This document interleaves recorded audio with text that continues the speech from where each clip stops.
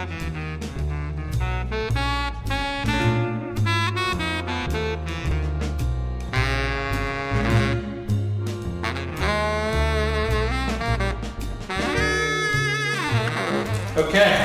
so this section, so you guys know the 6 of you left in here.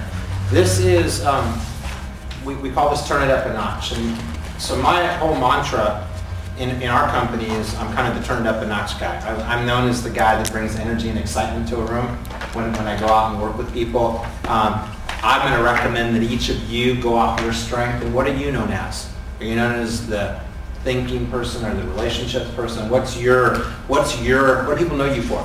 I'm the turn it up a notch guy. So when I'm with a group, I help them bring up the energy level and excitement. And so several years ago when I did that traveling around the country and I spent time with all these #1 salespeople, I noticed that there was one main characteristic of all of the salespeople that kind of brought them all together. There were 84 similar things that I noticed in the 2 months I was on the road traveling with these people and meeting them. But the one big one is that all 21 of these #1 salespeople all had an extremely high level of energy and enthusiasm about what they did in their life and what they did in their business. And that means that every day, if you're with them, man, they got that extra bounce in their step, that look in their eye. They were people that they just had that energy that was contagious. Have you guys heard that before? That energy and enthusiasm is contagious. If you're too quiet, and it doesn't mean you have to be rambunctious, like all over the board energy and enthusiasm. Have you ever met someone that they're somewhat quiet, but they radiate in their face? They smile so much, there's that look in their eye that they still bring in excitement and enthusiasm without being loud. So we're going to dig into that today and talk about it for 45 minutes because I want you to leave here today with, I learned some cool stuff about what to do on a daily basis with my 10 points. I really feel like I need to sharpen my skills on my objections and maybe go back and watch the video from last month on closing and really get better with the objections and closing. And then I really do want to step it up a notch, turn it up a notch with my enthusiasm and excitement about what I do. And what might that mean for my family, my friends, myself, my business, my students, my teachers, if I have a little bit more excitement than I do right now. So first of all, I want to share with you 3 reasons why. And you're going to be in your packet. There's some blank pages on page 2 and page 3. And I want you to write down the 3 reasons why, you want to be more excited and enthusiastic. And the first reason is that it simply makes you better than you already are. It simply makes you better than you already are.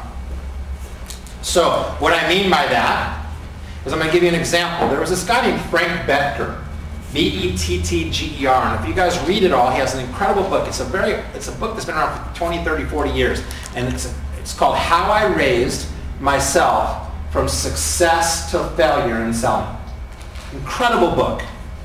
And Frank's first career that he was involved in before he got into sales was he was a professional baseball player. So I don't know if anybody likes baseball here and you're following spring training or whatnot right now. And he was an All-American in high school, All-American in college, and he played in the single A, double A, triple A, but he started in double A, which is you always go to the minor leagues first before you make it up to the major leagues. He never went to single A, went to double A. And the first year when he was there, at the end of the year, he was cut. And his coach said, you know what, Frank, you have all the talent in the world, but you lack enthusiasm and energy and excitement. You just look like you're just going through the motions out there. And if you get a chance to come back again next year, I want to see a little more excitement and enthusiasm in you. So he gets to come back the next year, a little bit more forgiving in the minor leagues. And the same thing happens, but his enthusiasm and his excitement was so low the second year that he was cut halfway through the season. And remember, he was a high school All-American and college All-American, so he was very good. It just wasn't putting the energy out. And so the announcer for the ball club, who used to be a coach, pulled him aside the day he was cut. He said, young man, I want you to listen to me. You will get another chance. But next time, if you get a call up to come play, they tell you to be at the clubhouse at 10 in the morning, game's at 1, you're there at 9 or 8. When they tell you to walk, you run. When they tell you to, you're throwing and warming up before the game, you're hucking it. When everybody else is jogging, you're running. Everything you're going to do is going to be turning it up. It's going to be a little bit more excitement and enthusiasm than the next guy. And you're going to be conscientious about it because it takes time to form a habit, son.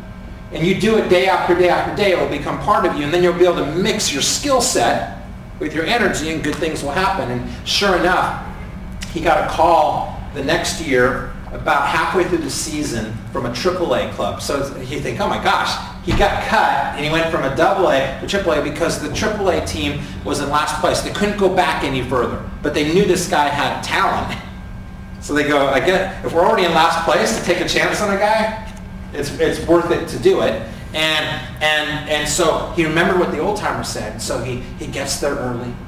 He comes there an hour or two early. He's talking to all people in the clubhouse. He's got a smile on his face. When everybody else is out there stretching, he's the first one out there stretching. He's running a little bit faster, throwing the ball a little bit harder.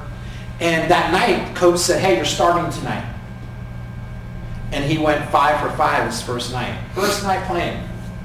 And it was in the newspapers the next day. Who's this guy, Pep Becker? Who is this crazy guy? They come out of nowhere.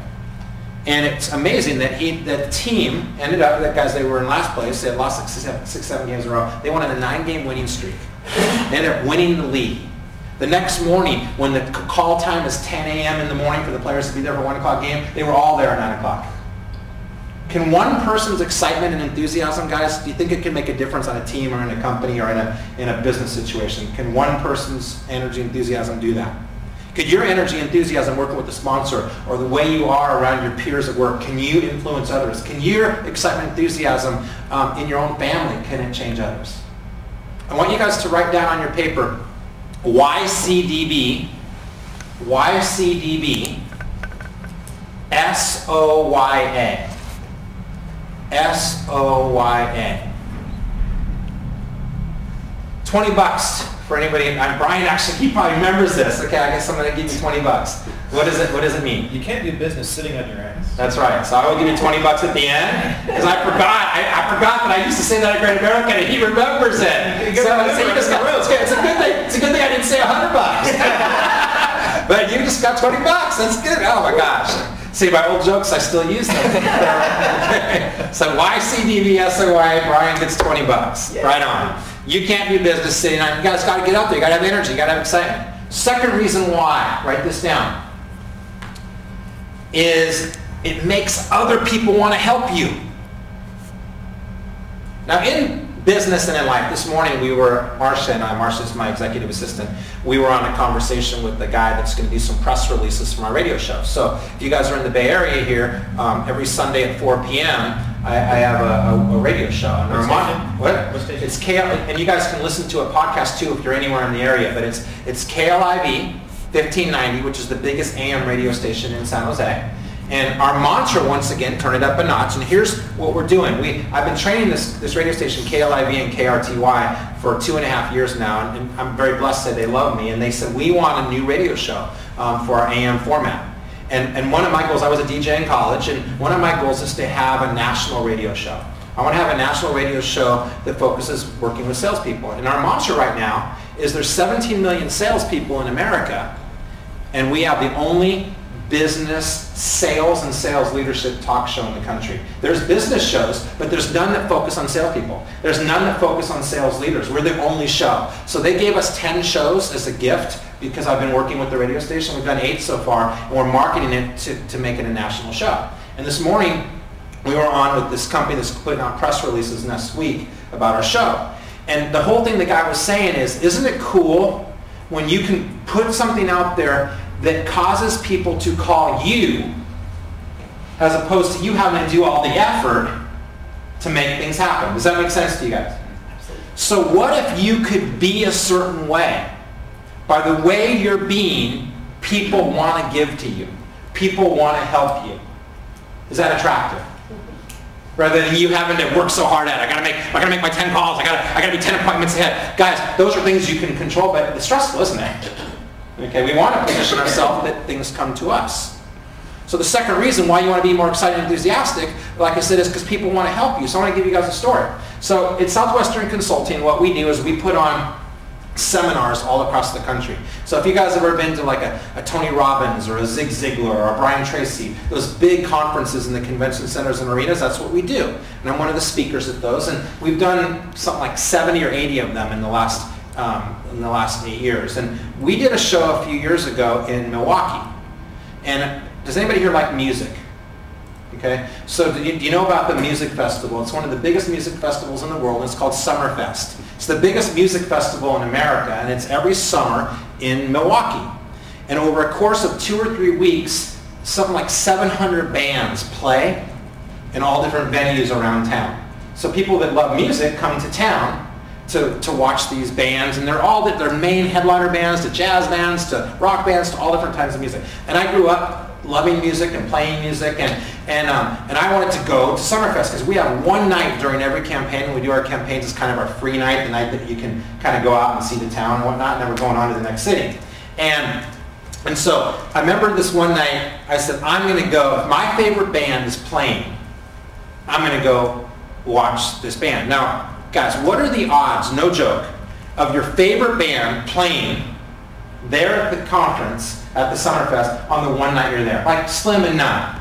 So I said to Joe, one of the guys in our company, I said, Joe, if Rush is playing tonight, if my favorite band is playing, and they're a Canadian rock band out of Canada, if they're playing, I'm going, I'll go to the dinner, then I'm going to go to the concert. I don't care. And he goes on, I go online and check out who's playing.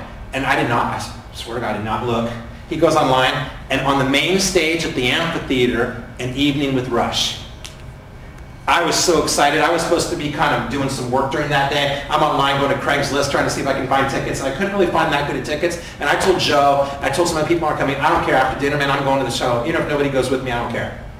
Nobody really wanted to go because most of the people in our company are younger and nobody really liked Rush. So I took actually a taxi on my own down to the amphitheater, and I said, I'm going to go up. If you've ever been to a concert of your favorite band in another city than when you're from, it's pretty cool.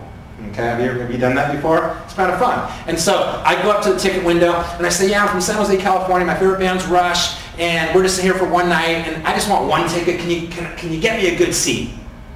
And the lady's all looking, and she goes, well, I can put you in 5th row center. Mm-hmm. Now I was like smiling and energetic. Remember this, okay? But that wasn't. So I was pretty excited about that. So I had my beer in one hand. At least I'm gonna have beer, and I'm gonna get my Rush ticket in the other hand. And I'm excited. But if you guys have been to a concert before, you know the security people with the yellow jackets that are all around the place? So there was this guy kind of behind in a yellow jacket behind the lady, and he kept looking at me funny. I was like, whatever, but I kind of noticed him a little bit. And so what happened was I get my ticket, my beer, and I start walking away, and about 3 or 4 seconds later, no joke, I feel this tap on my shoulder. And it's the guy with the yellow jacket. And he goes, I couldn't help notice that you're from San Jose and your favorite band's Rush. I heard your whole story that you're in town doing a performance, but you want to go see your favorite band. He goes, I'm director of security here, and I just love your excitement and your enthusiasm. He goes, I get one ticket for every show in the front row center. Would you like to swap tickets? And I go, you're kidding me, right? I get the front row center ticket? He goes, yeah, front row center ticket. It's no worries. So I switched tickets with them, and I'm on my way. So I thought. So I walked a little bit further, and I got my ticket, got my beer, and he comes and taps me on the shoulder again. I go, yeah? What's up? Did I forget something? He goes, well, come over here. And I go, what do you want? He goes, well, my friend owns the souvenir stand, and I just love your energy and whatnot. I don't get to be generous that much all the time. Pick any shirt you want, anything you want, my gift to you. Now I'm starting to get a little like, what's this guy? what's this guy? He goes, no, sir. We go back and forth for 5 minutes. He wins eventually, and I picked this $100 like killer Rush jersey. I still have it today. It's an awesome jersey. And so I start to walk away again, and he goes, hey Gary, one more thing. And he says, what are you doing after the show? My first reaction wasn't good, like, no, I already have, I'm already married, it's all good. And then he goes, no, seriously, no joke. See that door over there? I want you to meet me there, and I'll take you backstage to meet the band and everything. And guys, I went backstage. I was backstage for like an hour. I got to meet Geddy Lee, Neil, all the people in the band, hang out with them like I was one of them. Now I think about that, and I tell this story, is because if I just would have gone up to the ticket window, one ticket to Rush, do you think anything like that might have happened to me? Probably not. Nope. But when you're excited and enthusiastic and you're out there with that energy, is that attractive? Does that attract things to you? So here's a couple questions I have for you guys. If you were a little more excited and enthusiastic, might your clients give you more referrals? Might your clients sign up more? Might, if you're married or significant other, might your significant other be, I don't know, nicer to you? Might there be other benefits of being more excited and enthusiastic? Might your boss spend more time with you or want to do more things for you if they enjoy being around you? Does that make sense? Write on your paper, who do I need to be more enthusiastic around? Write that down. Who do I need to be more excited and enthusiastic around? Who is that in your life? Is it your significant other? Is it your friends? Is it your clients? When you're given a demo, do you need to turn it up a notch with your excitement in your start? Where do you need to turn it up with your excitement and in your enthusiasm? And then the third reason why you want to be more excited and enthusiastic is it makes other people better than they are. So we already talked about it makes you better than you are. And we talked about others want to help you. Now, if you're more excited and enthusiastic, you actually affect other people. And you make them better than they are. And Brian, you might remember this story. It's very sad. But this is probably almost 20 years ago now. I was working in elementary school, Spangler Elementary School in Milpitas, maybe 23 years ago. And I used to do magic. I used to do a lot of magic in my presentations because I love magic. And Ron Bernine does a lot of magic too. And we both realized later on that doing too much magic takes away from, we're there to fundraise, not to be magicians. But I would use a couple magic tricks in my presentation, especially in the elementary schools, to demonstrate the prizes. And so I would always go into the school and say, I need a volunteer to come on up and help me demonstrate the prizes, and I got a prize for whoever comes up. And so you can imagine 700 kids in the school assembly, and I asked for a volunteer to come up and help me, and you get a prize. Guess how many hands went up? What do you guys think? All of them. Half of them, at least. No, 1,400 hands went up. Okay. They wanted that prize. I put up the prize. But there was this one girl that was in the back, kind of back left corner, and she was just jumping a little higher. There was something about her that made me pick her. Her name was Jennifer. And so she comes up and does, and by the way, when I picked her, there was like a gasp in the audience. Oh, I didn't know what that was. But anyways, make a long story short, she comes up, does a good job, people are laughing, but people were more attentive to my interaction with her than any of the other part of my presentation. So I kind of knew something was up, but I didn't know what. And at the end of my presentation, my client comes up to me. Gary, thank you, thank you, thank you. And I go, for what? Okay? And she goes, that was the first day today she was back at school because a month ago both of her parents were killed in an automobile accident. And the school's had grief counselors here. I'm friends with the family. It's been tough. And like the impact that you just made on that young gal and the 700 people in the room by picking her and seeing her laugh and getting her involved was huge. And I thank you for that. And here I am, 20-something years later. I mean, I'm still impacted by it. I talk about it. It's a big deal. But here's the big thing, guys. And it really, I think about it every day, especially when I give the speech and when I study the night. I studied this last night again to refresh myself, and I think about how much of an impact I made on this young gal. So at the end of the fundraiser, like, you know how they call you at the end, they tell you their numbers, and you're going back and forth with their totals and stuff. And she said that Jen was the top seller, which kind of surprised her because she never sold before. But so this time she sold and she was top seller. Some of it might have been sympathetic selling, but that was cool. And then she said when I called her at the end of the year to re-sign them for the next year, she said, I want to tell you something really kind of cool. And she goes, last night we had our school talent show, and there were 13 acts in the show, and Jen won. And I go, that's cool. Gosh, it sounds like she's getting her life back and things are going okay. And I said, well, what did she do? What do you guys think the act that she did was? Yeah, she did magic. So do you think I had a little bit of an impact, okay, on this young gal? You think I had a little bit of an impact on that school, and in a small way, every day when I'm out there giving this speech, am I impacting people by telling that story? To realize that you don't know right now an impact you may have on somebody else today or tomorrow. And especially you guys in here, it's different than maybe some of the other companies where they don't present to people. You guys have an impact. I had an impact on 1 million people. You have an impact every time you do a start to impact some child. And sometimes you just treat it as a job, you forget. Okay? And I'm telling you, by you being more excited and enthusiastic and being like totally present and there for these people, you don't know what you might be able to do for them in the future. Okay, so just want to bring that up. So now, I think you guys get it. 20 minutes on why. Now let me tell you how. So write on your paper how. There's 5 ways to be more excited and the first way is be committed to it. So write number 1, be committed to it. Say, when I leave here today, I am committed to being more excited and enthusiastic about what I do. I'm committed to that. Tomorrow, if I have a kid, well, tomorrow you don't know Saturday, but next week, if you have a kickoff or you have something going on, I'm going to turn it up a notch with my enthusiasm. And you want to do it because a lot of people know you already. So you don't want to, like Melissa, go and be a spaz now. Oh my God, she's crazy, okay? But you want, this is what you want. You want to be like, there's something different about you. I can't put my finger on it exactly, but I like it. There's just a, I like, what are you doing? Did you lose weight? What are you doing? Okay? That's what you guys want. You want to float right above the way you've been. Okay? So 1 is be committed. I always say I have 2 types of committed days. I got my committed days and my extremely committed days. There's no uncommitted days.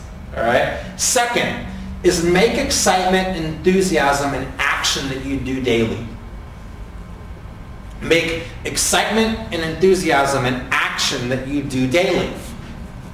So that means I walk 10% faster. Mike Weber, if you might remember Mike Weber from a long time ago, he's working with us right now. Good man. He always talked about walk 10% faster. So from your car into the school, 10% faster. Walk 10% faster. It gets your blood going a little bit.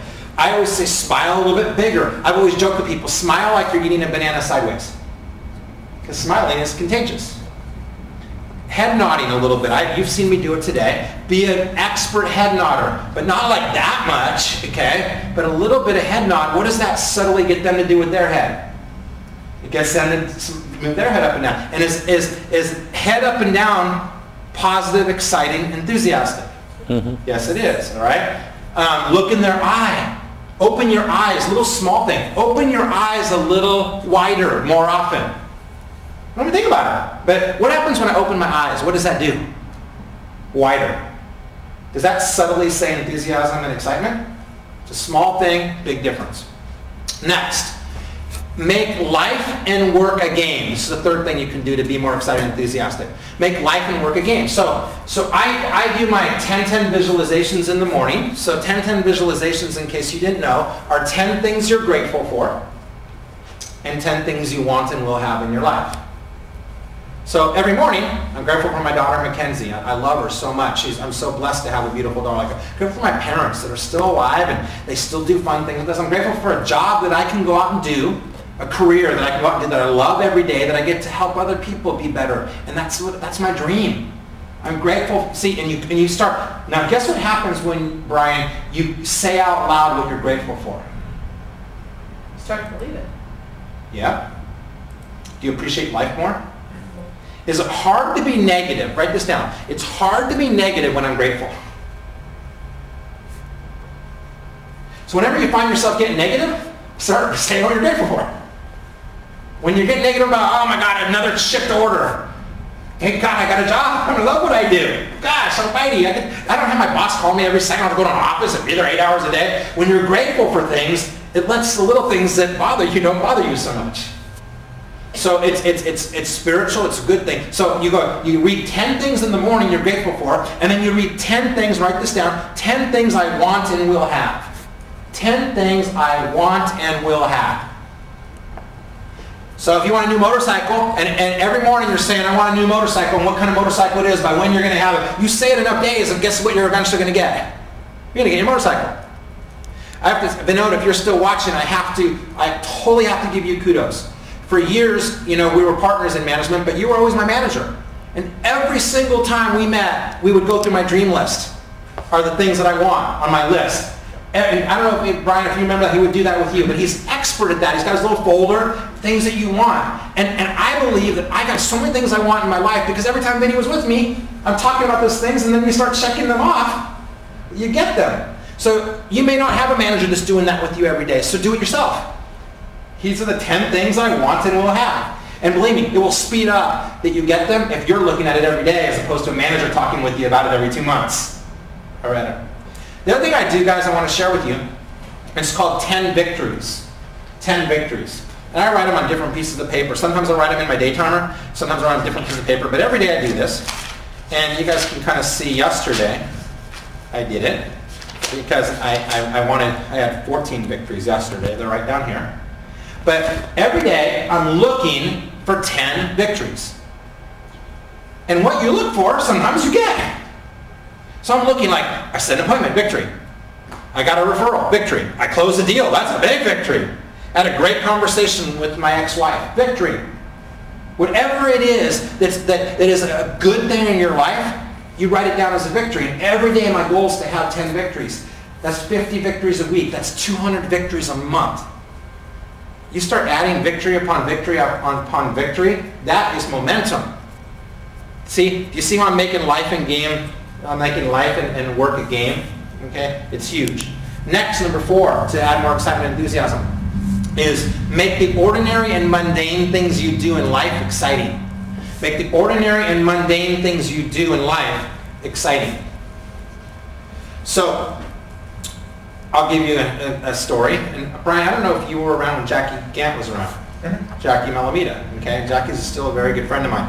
And Jackie, this was probably, she got remarried 4 or 5 years ago.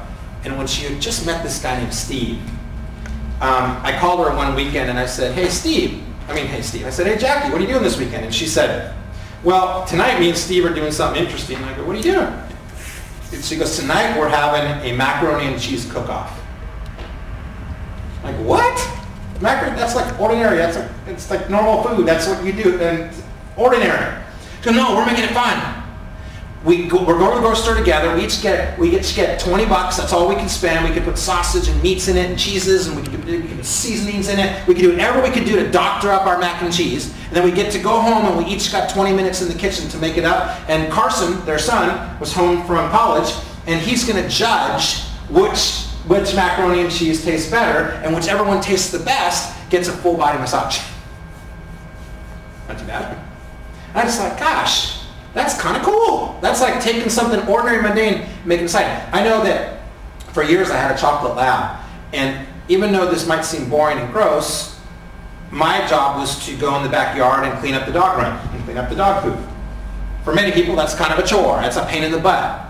For me, I put my Walkman on, my earphones on, I'd listen to music for those 15 or 20 minutes, and that was my thinking time. That was my question. As a matter of fact, I looked forward to going in the backyard and doing something ordinary and mundane and using that as kind of an exciting thing. So you learn to take the things in your life that you don't really enjoy doing that are ordinary and mundane and make them exciting. How many of you guys prospect from home? Of course you do, if you all work from home. So one of these companies I was at, I won't tell you what company, the gal said I prospect from home. And she goes, I do something that makes it exciting. She says, why don't you guys try it? And I go, what's that? And she goes, next time you have to prospect, I want you to do it 100% completely naked. So I want you to get on the phone, I want you to call all your prospects and do it just naked. Walk around the house naked while you're prospecting. Some of you could do that at work too, or not. All right, but that's a true story, by the way. But it's different. So put on your paper, what do I do to shake it up a little bit?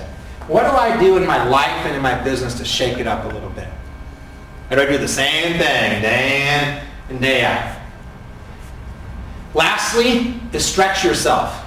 Stretch yourself 25% past what you think you could do. So like right now, if you're setting a goal to do in cheerleading season and number of contracts you're booking for next fall, let's say you're trying to book 50 accounts, I'm just making this up, why don't you say, I'm going to do 70? I don't know how I'm going to do it yet, but I'm going to stretch myself, and it's going to be an adventure figuring out how to do it. And I'm going to stretch and do. Like when I did $1 million, I had done 620 the year before. And it was 2001, and my stepfather passed away. And I said to my mom, as an honor to Al, I'm going to go for $1 million this year. And I went from 620 to $1 million. This is not, we didn't have like laptops and the cell phones. I mean, that's when cell phones were bricks. Okay, it wasn't like we had all the technological things back then. It was every Sunday going to the library, scribbling out notepads, hiring 2 telemarketers, working on Saturdays sometimes. It was being committed to hitting $1 million no matter what it took. But the excitement of going for it was part of it. Because I figured if I went for $1 million and I did 800, I didn't hit my $1 million. Is that still pretty good? Going from 620 to 800, it's still pretty good. So do you stretch yourself? So let me dig into 3 areas where top producers kind of look at where they add excitement and enthusiasm. Here's a couple quotes. Every man is enthusiastic and excited at times. One man has enthusiasm for 30 days. Another man has it for 30 minutes and 30 days. But it's the man who has it for 30 years or more that's likely a success in life. Here's another one. A man can succeed at almost anything for which they have unlimited enthusiasm, by Charles Schwab. And then I know this guy pretty well. He said excitement is like steroids for your life. And it is. If you have excitement, there's so much more you can do. And if you're just doing the same old, then you get flat, you get stagnant. The biggest thing I hear from C-level executives and companies that I call on to get new business to train their companies is our salespeople are stagnant. They're flat. They're tired. They've been doing this forever. Okay? The biggest pill you could take, the biggest thing you could do that doesn't cost any money is say, I'm going to walk out of here today more excited and enthusiastic. I'm going to get up tomorrow with more excitement and enthusiasm, and look what's going to happen. It's way cool. It's way cool. So there's 3 things. We call them the 3 A's. Attitude, alignment, and accountability that we want to add more excitement and enthusiasm into our lives. We want to have a better attitude. We want to have alignment, which we'll talk about in a moment, more balance in our life. Okay? Because sometimes in the fall season, and you guys know what it is, it's like we eat, sleep, and drink fundraising. Well, that's not too attractive. And that gets us, after a while, we get resentful. And we start, our self-talk goes, this is hard, I'm in the fall again. And over years, it's frustrating. How do we balance ourselves? How do we do balance? And then how do we be accountable to being the best we can be rather than just being? How do we hold ourselves accountable to being the best we can be? So let's talk about attitude first. I'm going to tell you about Carolyn Smith. Carolyn, remember Carolyn, Brian?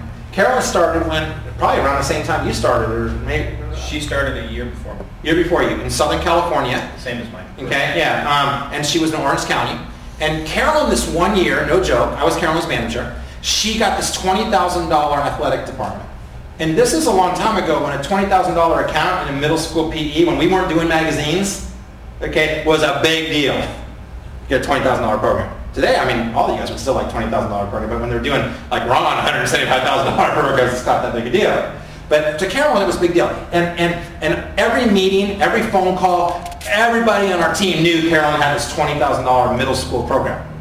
And then in the middle of the fall, the beginning of the fall, it was supposed to start the first week in September. My phone rang, and it was Carolyn. And she goes, Gary, you remember that middle school PE department I'm supposed to run for $20,000? I go, of course. We all know about it in the company. I mean, I've told everybody about it. She goes, well, I called to confirm it last night, and the guy said, Carolyn, I've been meaning to call you. Death words. Yeah. Now, when they say that, what does that mean? They're going to cancel. And the night before, too. Now, Carolyn knows that I'm kind of a positive, energetic. I always talk positive mental attitude and PMA and all that kind of stuff. And so she goes, but here, I got a game plan. You're a big appointment person. Man, you're always going for the 10 appointments ahead, and how many appointments can you set in a day? She goes, I got a game plan. And I go, what's your plan? And this is what her plan was. She says, I'm going to work 8-hour day. I'm going to get all day on the phone, and I'm going to set 10 appointments a day. I'm not going to go after $20,000 accounts. I'm going to go after $10,000 accounts, a little bit easier, maybe some departments and things like that, but not huge accounts. And my goal is to set 5 appointments, or 10 appointments, but if I close 5, I lose 20, I get 50. That was kind of Carolyn's goal. And she says, but I'm calling you right now because I am a little bit down, and I want you to give me some tips. I'll do anything right now. I'm kind of like, I just lost $20,000. So I gave her 5 tips, and the first one I gave her was quotes. Carolyn's a reader. She reads a lot of novels. I said, I want you to go on your computer right now, and I want you to take 10 positive quotes, like the ones that inspire you the most, just 10. And I want you to make the font bigger, bigger, bigger so that you can kind of put a quote on an 8.5 by 11 sheet of paper. You guys know what I'm talking about? And then make 5 copies of each one so that you have 50 pieces of paper, preferably color paper. And I want you to print them all out tonight, and I want them in your refrigerator, I want them in your bathroom mirror, I want them all over your house.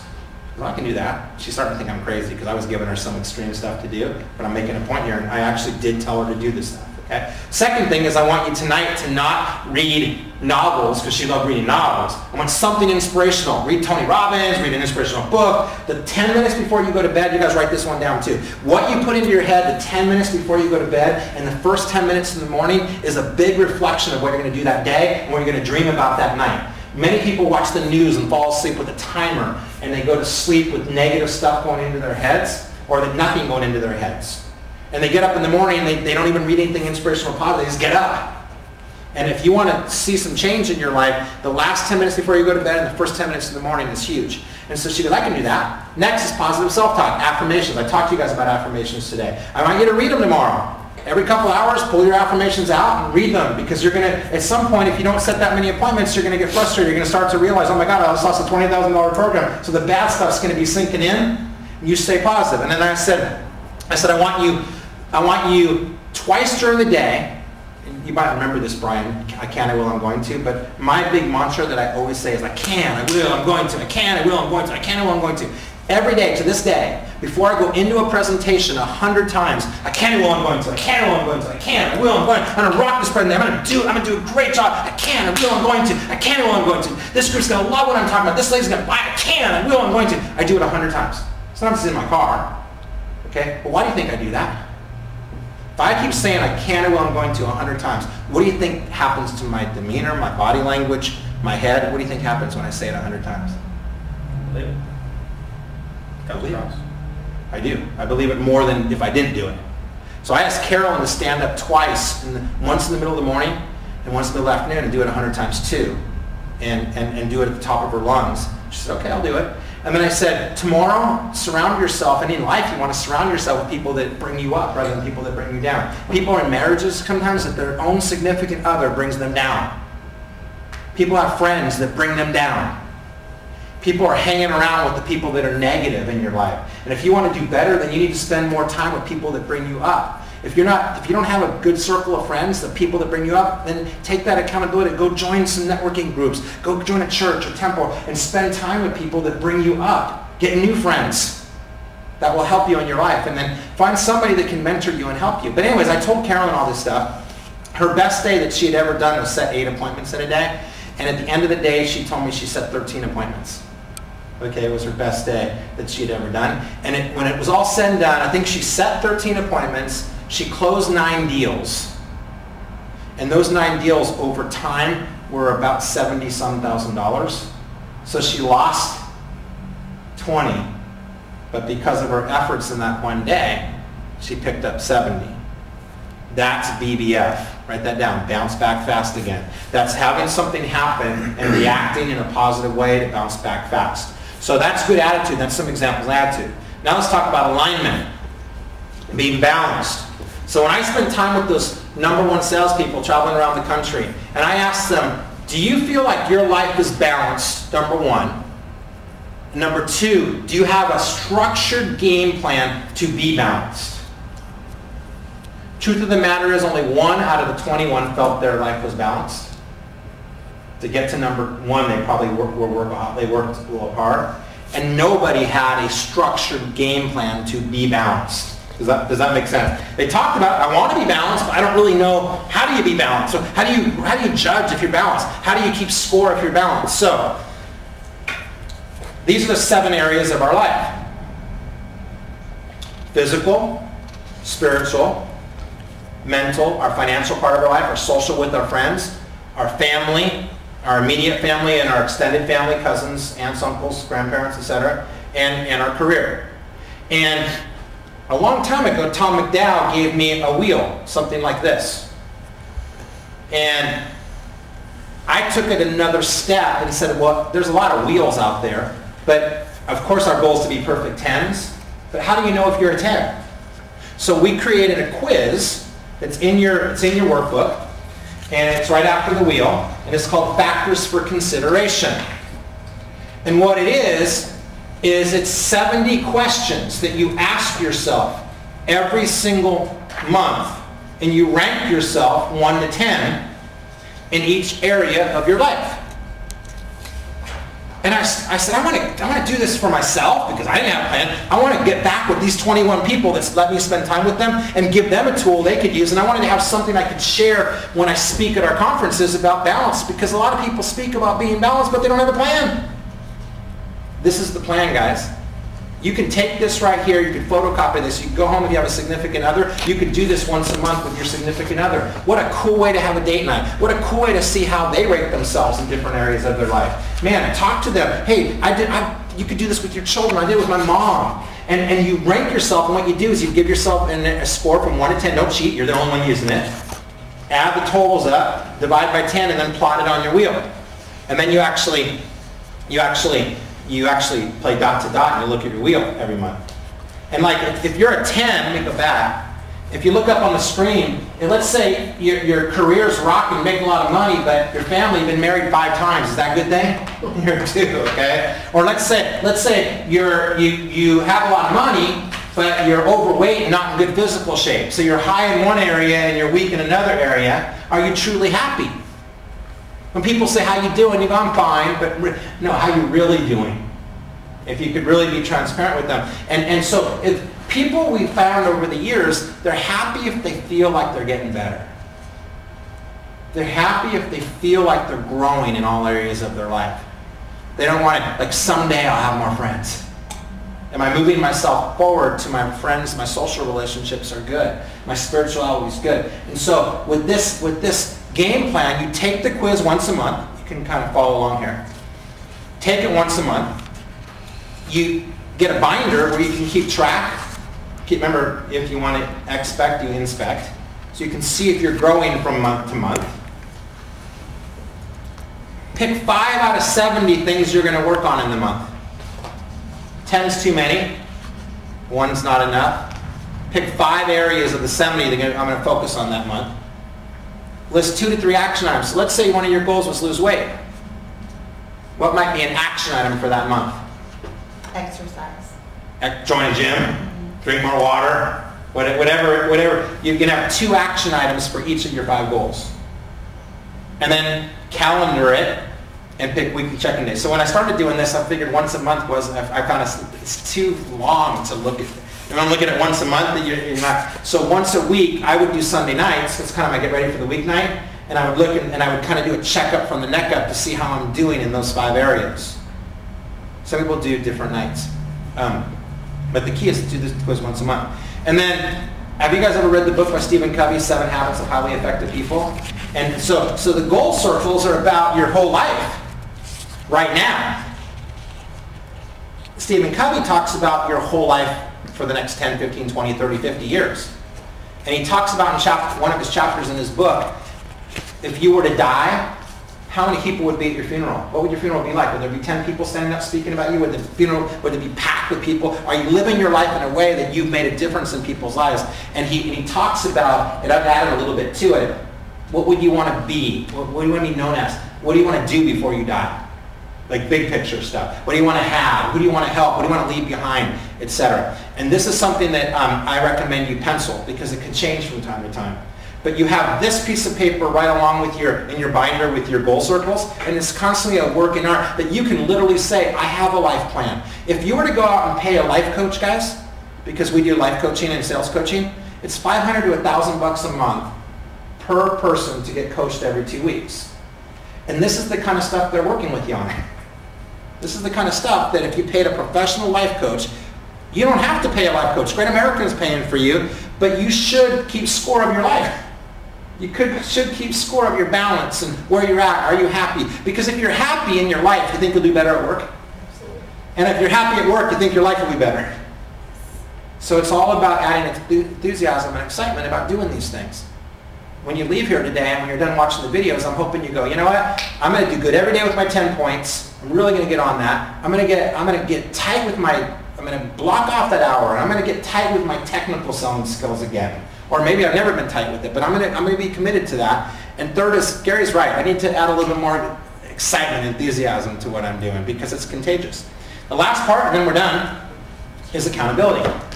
And it's the big hot topic right now. I want to write a book on accountability. I really want to dig deeper into this than I am because I believe most people are not as accountable as they can be or should be to what they really want in their life. I think most people are afraid to have people hold them accountable. I think most people hold back and don't do really what they're capable of because they have a fear and they're not willing to be held accountable by other people to the highest level that they're capable of doing. Because at some point, every one of us when we were younger, I'm going to be a movie star someday. I'm going to be a professional athlete. We had a higher aspiration than where we're currently at some point in our life. But what if someone held us accountable? What would be the difference? So these are just a few things. Keep your goals in writing, stretch yourself, qualify and be specific, set deadlines and awards, and have a compelling why. And I have shown you guys these circles before in the past. And the idea here is you write your goals into circles. You have a game plan of what you got to do more of, less of, start doing, and stop doing. And you get specific with it. And the last part is you have an accountability partner that you're going to ask, Brian, I want to do $1 million this year. Will you absolutely hold me accountable no matter what, man? I don't care if you have to call me every day or whatever. Let's have some time. Let's talk every week. Would you be my accountability? Would you hold me accountable to this? And I would like to do the same to you if you want. And finding an accountability partner that will hold you to fire. So the last part is there's a contract here, and contracts are binding. So if you find that accountability partner, you can actually make a contract out of it and have rewards and penalties and the whole thing. So to wrap things up, guys, I want to say thank you for today. And I usually like to go around the room, take 1 minute or less each, and then we'll be done. And share with me the one main point today that each of you picked up from our time together. I know there were many, but like when you leave here today, Melissa, the one thing that really stuck, or I mean, probably 3 or 4 things did, but one main thing. What was the one main thing for you? I think it was definitely the 7 steps. 7 steps of objections, yeah. Mm-hmm. And just understanding that I got to get those down so I can push them. Understanding not to forget feedback. Yeah. Important. Yeah, feedback, exactly. Okay. What would you say? There were a lot. Probably for myself is not surrounding yourself around negative people. More of the positive thinking. I will, I can, I do. Yeah. So Brian? 2 things. Yeah. This reminds me of old time GAs. We used to do more stuff. Yeah. And probably just attitude. Just good PMA. Good PMA. Because I can get negative sometimes. Yeah. And it affects you. It affects the people you're around. Remember, like I said today, you don't know how many people that by me not being top of my game that I'm not affecting somebody else, or I am affecting someone else. So you're right. Ron. Well, first of all, I enjoyed what you had to say today in all aspects of selling, and but the most important thing, it goes back to the mental attitude, how you feel about yourself, how you feel about life. I think that's the key to any success. Yeah. If you're strong mentally, you're going to do well in anything you pursue. Perfect. Thank you. Rick? Well, I'm going to reiterate what a couple people already said. I do like the attitude thing, having that attitude from the get-go, and it all starts with that. And I also like the 7 steps for handling objections. Yeah. And I think just being able to put the 10 main objections that we deal with in our business and have them ready so you know how to respond to them. So. Huge. Eric? Same thing with the 7 steps. We're salespeople, so understanding that is important. And also the other one important thing that I was, affirmations, 10-10, 10 things that I'm thankful for, and 10 things. So, sweet. Yeah. Cool. I appreciate you guys. We'll see you hopefully next month again. And doors always open to call me and ask questions. And I'm on your team. I'm not your trainer. I'm your partner. And I wanted so much to be able to work with Great American again because I spent 19 years of my life here. I feel like I'm part of you guys. I could go out and fundraise tomorrow. I feel like I still know what it is. So thank you for letting me into your guys' lives. And that's a wrap, John. Thank you. And